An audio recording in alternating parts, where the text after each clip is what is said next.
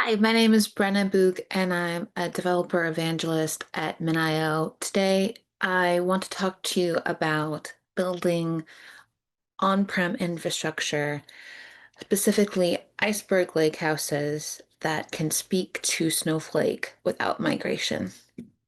So, to start our conversation today, I want to emphasize why Iceberg has become the de facto standard for lakehouses.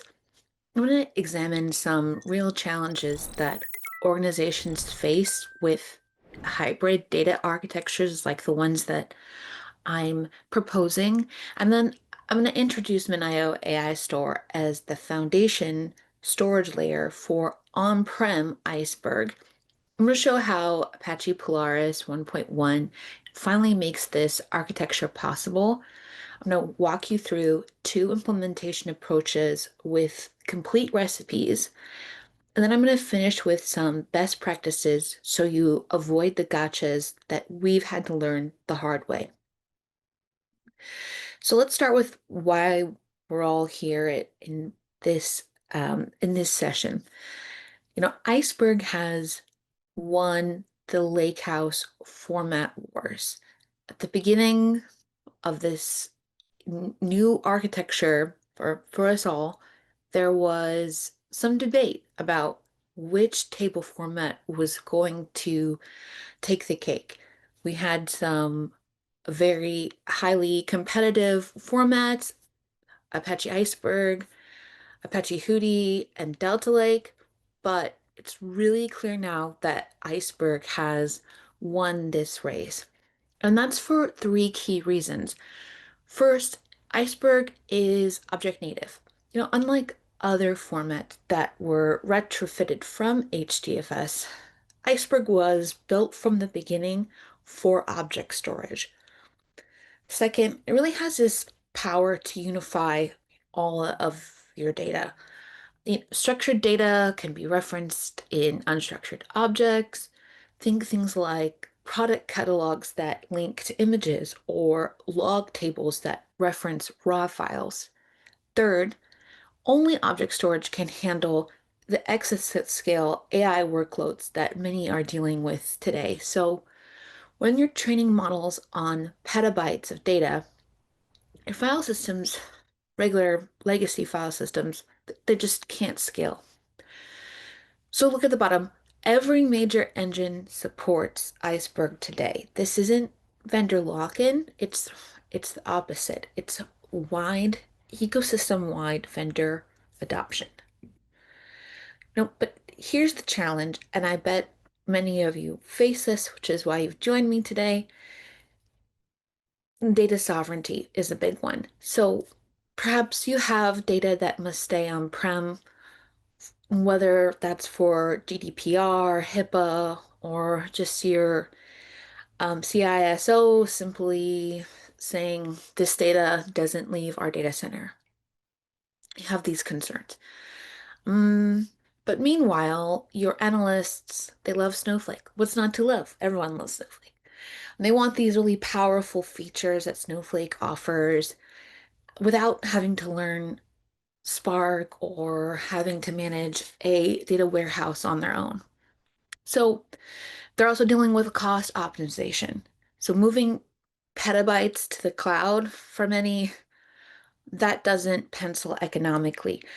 Egress costs alone could buy a small data center.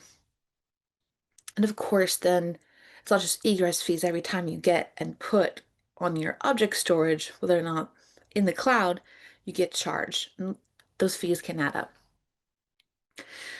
Multi-engine access. So, different teams, different tools. Data engineers use Spark, analysts use Snowflake, ML engineers use Python. You have different people working on different systems. So, how do we square this circle? How do we make these challenges make sense? This is how we think about this architecture at MinIO. At the center, you have your unified storage layer for all your data types, from operational databases to training data to models. Everything lands in your object storage. And here's the key point. This isn't just about iceberg tables. This is about unifying your entire data estate. You want everything to be able to talk to each other. There's no data left behind. Snowflake should have access to everything you've got. And so with this architecture, data durability is a given. Things like multi-site replication, um, you get disaster recovery and geographic distribution that's built in or possible to build in. The point is that this infrastructure should be able to store all your data from petabytes to exabytes to beyond.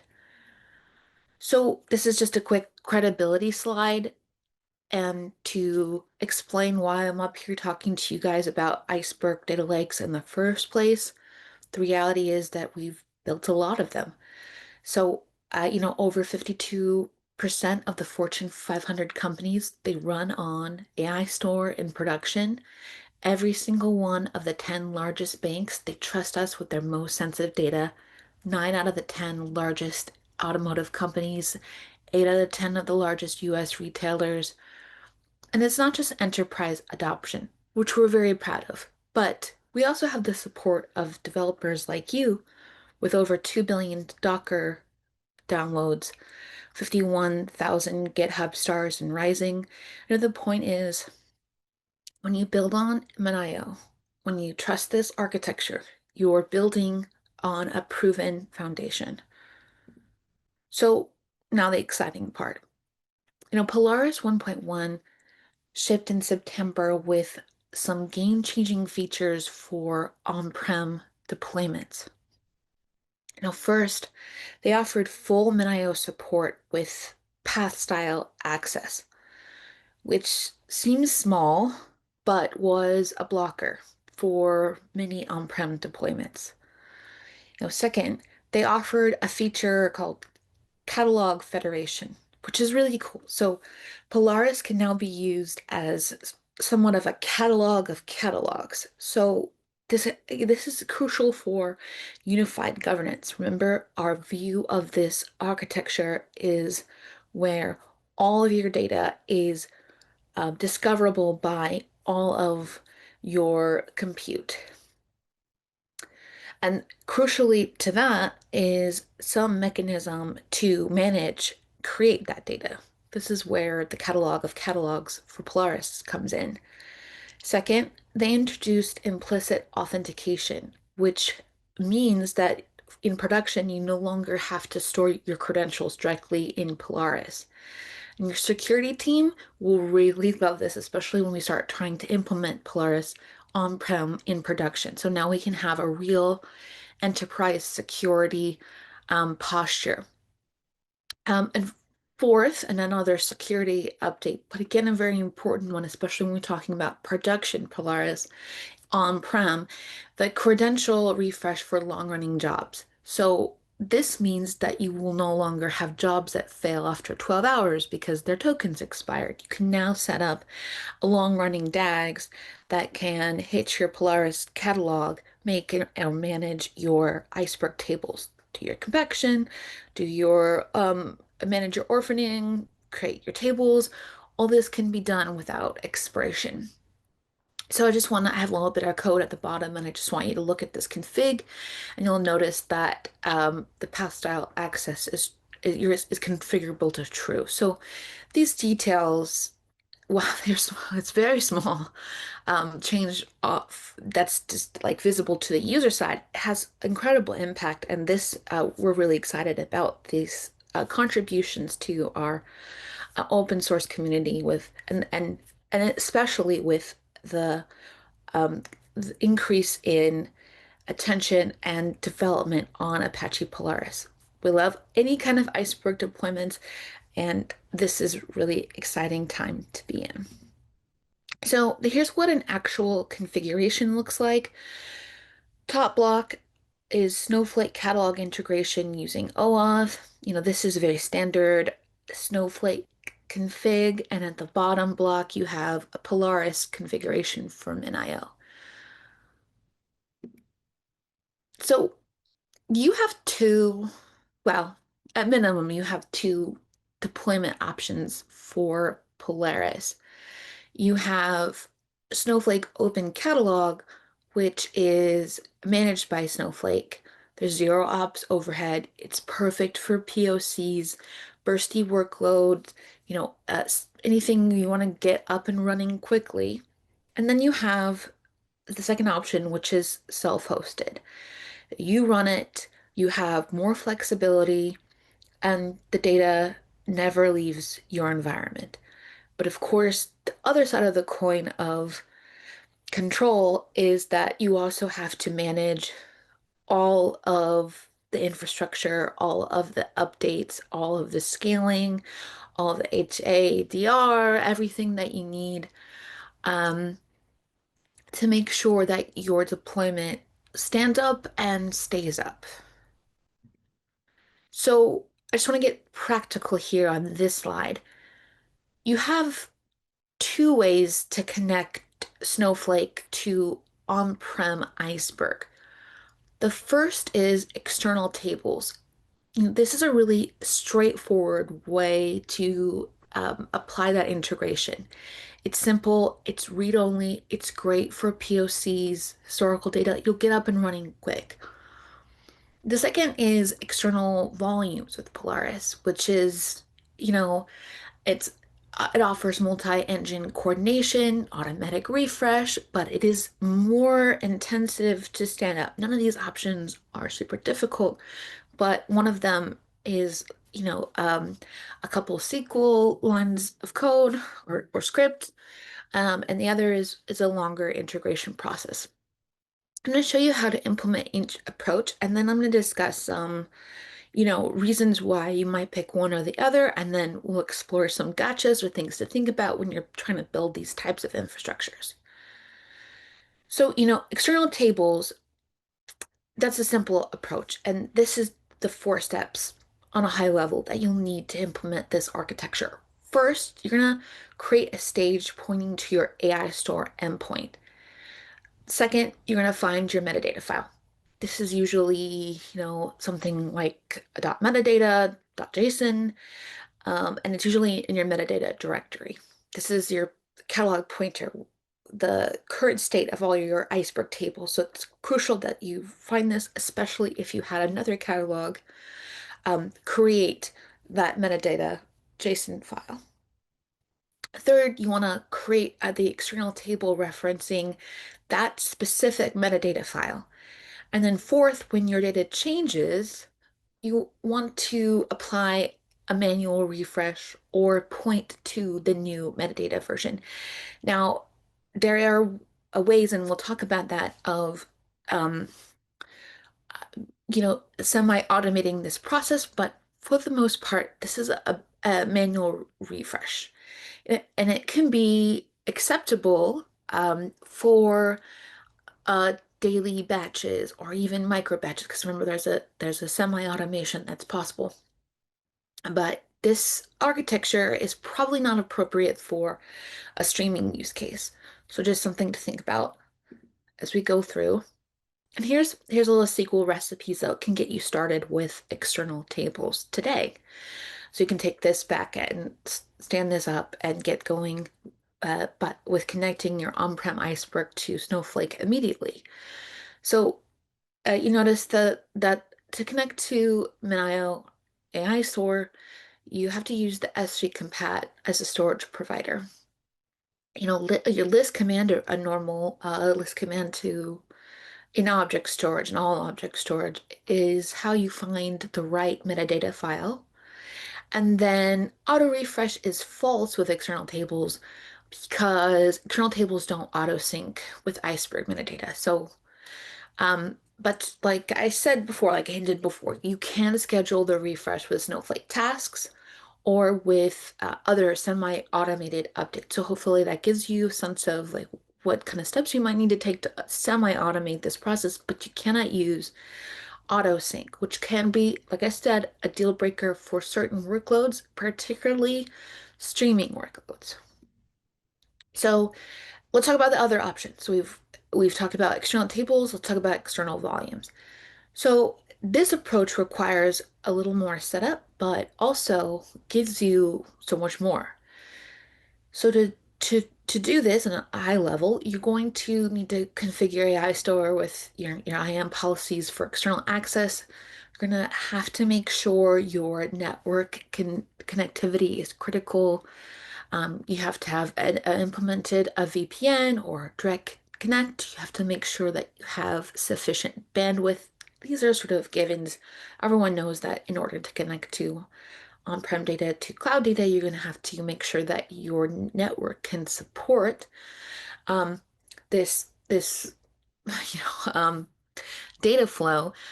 Luckily, AI Store can fill whatever wire that you have completely. So we'll be able to send the data as fast as the network and your um, hardware allow. But you're going to have to think about what um, sort of allowances are acceptable when you build out your architecture, as always, as in all things. Then finally, you're going to deploy Polaris either in open catalog or in self-hosted. And you're going to connect Snowflake with an external volume and a catalog integration. So again, this is a little more complex. But you're gonna get automatic metadata refresh, and you're gonna be able to use multiple engines with this um, architecture. So you can use Snowflake and Dremio and DuckDB and Spark. Um, you can implement whatever query engine that your separate, teams within your org want to see. But all of it is visible and manageable in Snowflake. So this can be a really optimal option for organizations looking to build multi-engine on-prem Iceberg data lake houses. So let's look at a little SQL recipe of how to get this started. Again, this is a simplistic view, but just maybe give you an understanding of where to start. You start with an external volume. So again, we've gone to the S3 compat. And this one we're using explicit credentials, but again, you don't have to do that anymore with Polaris 1.1.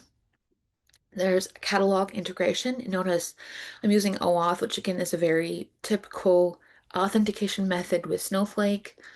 I'm creating the Iceberg table. That's the easy part. You just reference the catalog and make the table in a way that we're all comfortable and familiar with.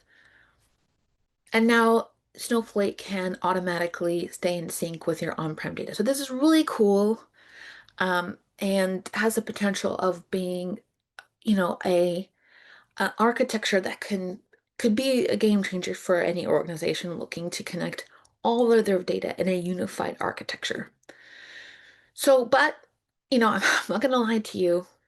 We need to talk about real world performance.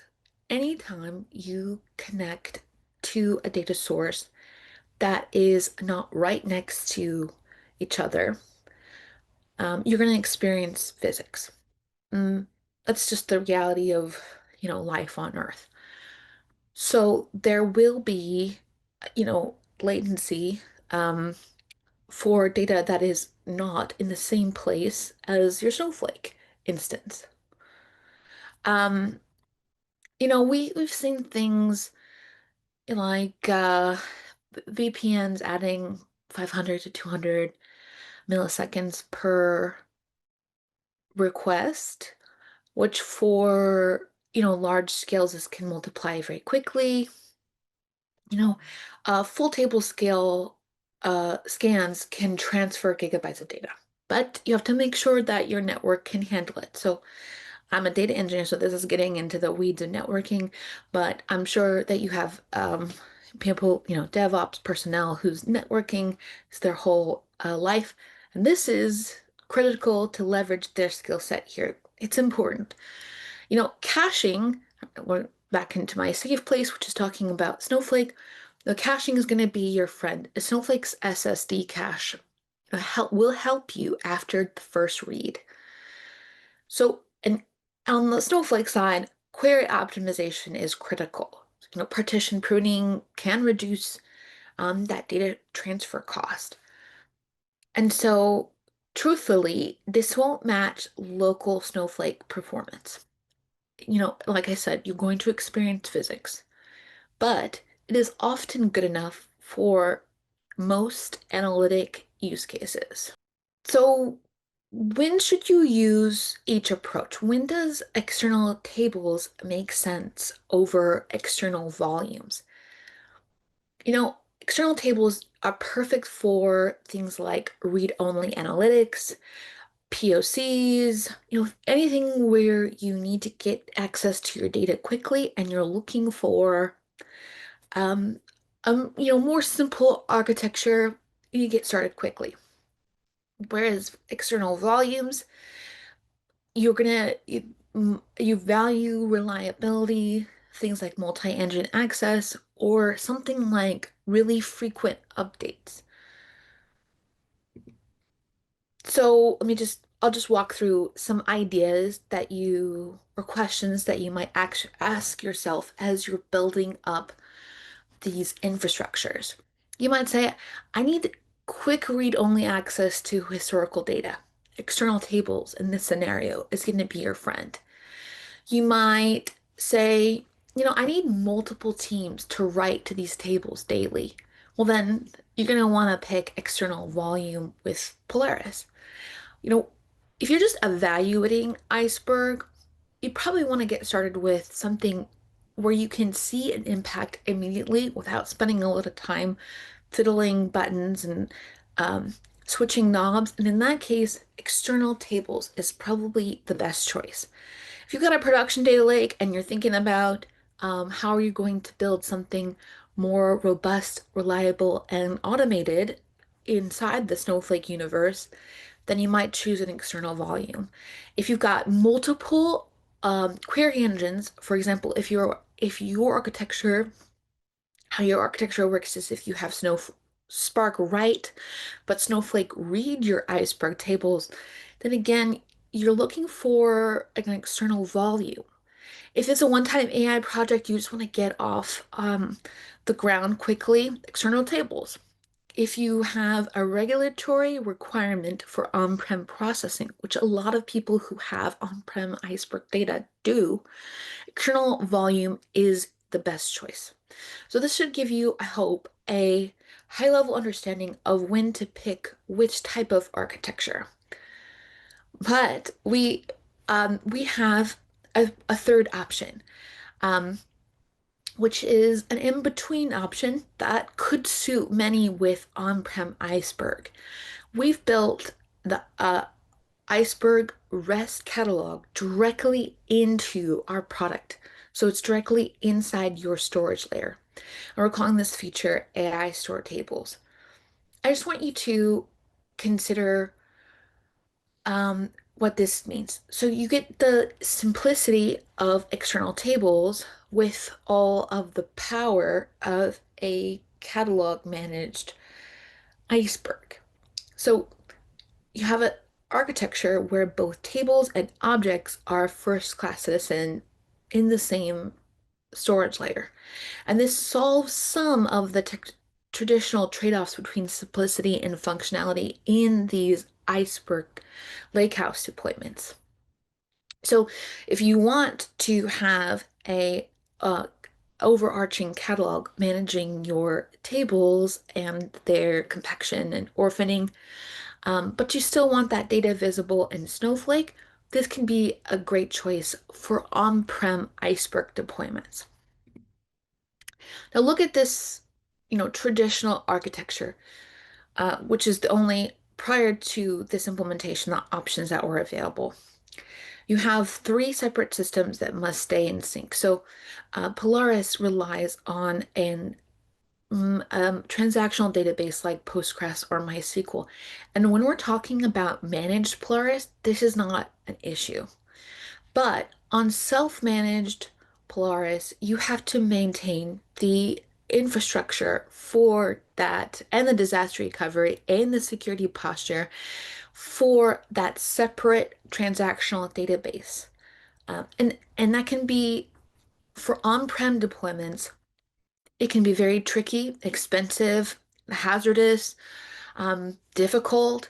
And so, with our implementation of the Iceberg REST catalog inside of AI Store, you no longer need a separate transactional database to perform the function of a REST catalog.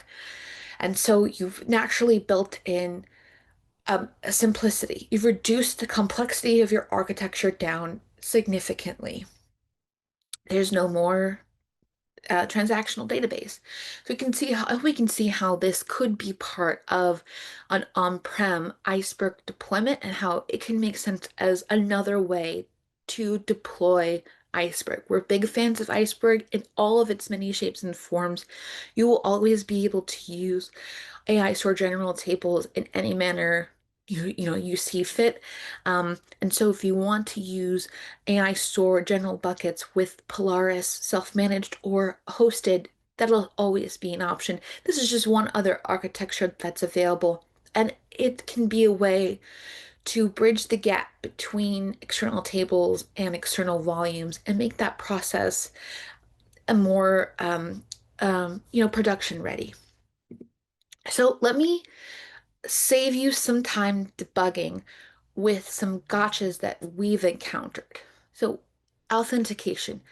You have three layers to configure, usually with a Polaris implementation. Storage, compute, um, storage, catalog, and the transactional database. So, you're going to want to use implicit auth in Polaris to simplify.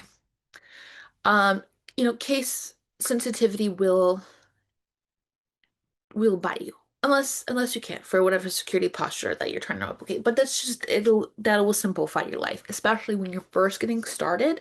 That can be a way to streamline this process. Back to sensitivity, this will bite you because Snowflake, we all know, uses uppercases where Iceberg will preserve that syntax. So try to use lowercase wherever you can, just to make your life easier. Partition pruning, I talked a little bit about when we talked about performance, but that will, it's a make or break for your performance. So always verify with explain.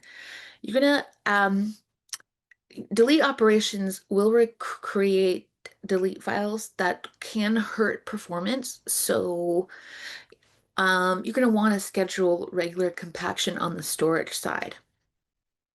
And so this is another place where having an Iceberg catalog directly embedded into your storage can be help, because you can set up things like compaction and orphaning and just maintenance within your um, storage layer. And if you want, you can use Polaris as your catalog of catalogs to maintain and manage your Iceberg tables as just one of the many types of deployments configurations that are possible or that might make sense for your individual use case. And we're always happy to discuss all the many flavors of Iceberg, and we're happy to see any flourishing. So you want to, when getting started, start with the read heavy workloads while you learn these gotchas. So I just want to be honest about when these two patterns make sense. A perfect fit for them is some place where data sovereignty requirements really matter. Um, there's an existing on-prem Iceberg data lakes, and you want to offer multi-engine access, particularly for a Snowflake, but maybe also for Spark or any of the, Pi Iceberg or many of the other flavors of interaction with Iceberg. You've got a whole team, a whole enterprise worth of data configurables, and you want multi-engine access. This this patterns, they might make sense in this case. But I want you to consider, I won't lie to you, I want you to consider alternatives for small data sets. It might be cheaper just to replicate that data to the cloud. I also think you should probably skip this for real-time streaming or OLTP patterns. It's going to be the wrong tool for that particularly job. So not every um, job requires a hammer, and this hammer, while exceptional, might not be the tool for you. So I would just consider where it makes sense. This particular use case is for analytical workloads on large regulated data sets. So just as a recap, I talked about why Iceberg is the de facto standard for lakehouses. I walked you through a couple implementation approaches. I gave you some gotchas. I introduced MinIO Store as your foundation, and I talked about the updates to Polaris, which we're really excited about. Thank you so much for joining me today. I really appreciate taking the time to join my session, and if you have any questions, please reach out to me on LinkedIn. I'm looking forward to talking to you. Thank you so much.